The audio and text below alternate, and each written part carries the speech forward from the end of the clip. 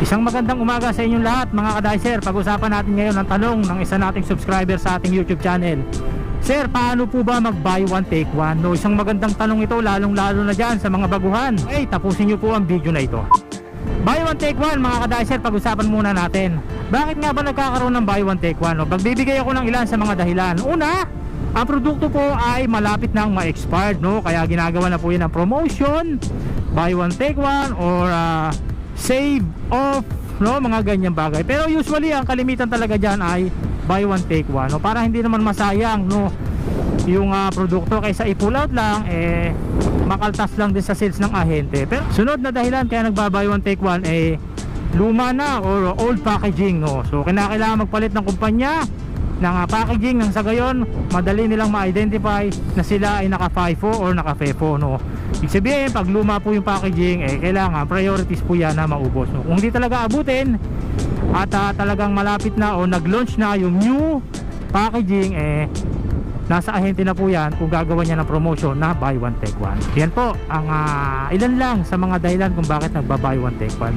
Now, paano nga ba mag-execute ng buy one take one, no? So mga ka-dicer, ang buy one take one po or pag-execute po niyan ay nakadepende po sa outlet, no? Meron po kasi tayong tinatawag na secondary account at key accounts, no? Sa secondary accounts, so hindi rin minsan na on the spot buy one take one kasi kinakailangan din ng letter niya, no?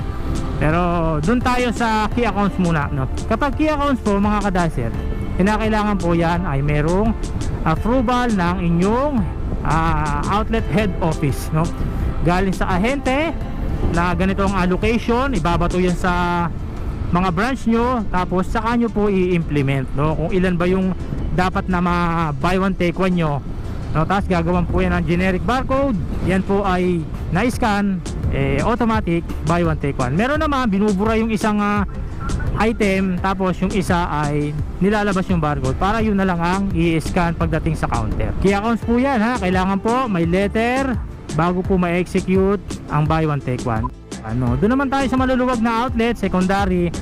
Meron po tayong tinatawag na on the spot, no? Kapag ka po ikaw ay sinabihan ng ahente mo na i-buy one take one muna tong ganito mong product, no? Kasi near expired na. So bilangin mo lang yung product na yon, tapos gawa mo lang ng inventory, tapos kung ano yung quantity, item, kailan expiration, papapirmahan mo lang yung sa visor or sa manager or sa receiving or anything na sinong pwedeng pumirma. Tapos yun na, execute mo na, buy one take one mo na, i-tape mo na, no? So kalamihan sa ganyan, alam naman natin na hindi pa talaga natatapos yung pagbabundling mo, ubus na, di ba? Mga staff ng supermarket ang nakikinabang dyan, di ba? So ulitin ko, nakadepende po ka-dicer sa outlet policy kung paano mo i-execute yung buy one take one. Okay? So wag po natin kakalimutan, dapat lagi pong may letter, ano? Kasi mahirap po ma-charge, ano?